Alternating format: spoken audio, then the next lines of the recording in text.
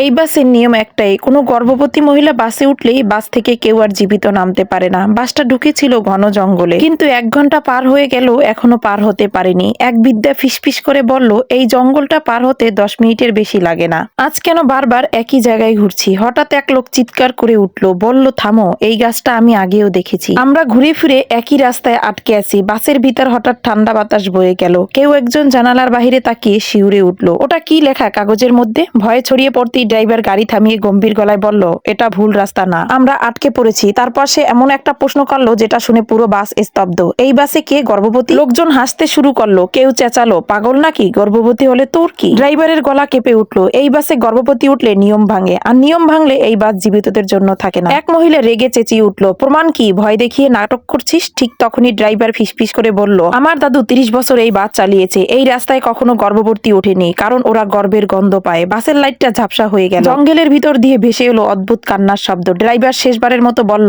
এখনো সময় আছে, গর্ভবতীকে নামান। ঠিক তখনই বাসের ছাদে কিছু একটা জোরে আছড়ে পড়ল। ড্রাইভার কাপা গলায় ফিসফিস করে বলল, অনেক দেরি হয়ে গেছে, ওরা এসে গেছে।